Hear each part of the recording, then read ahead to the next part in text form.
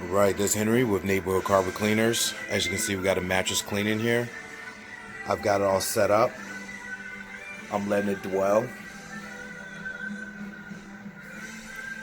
And once I let it dwell, we're gonna have steam cleaning, yellow and stains. We don't know where it's coming from, but hopefully within a good amount of dwell time, we can get them out. We also have ink stains here. So just let me give you an area view here. And then once I'm done, I may take some mid-sessions cleaning, but I'm in a little bit of a, not a rush, but my client here, try to satisfy him in a manner of time. So I have to be efficient. I may just do a before and after. If I feel pertinent enough, I may do a mid-session cleaning so you guys can see what's going on. All right, stand by.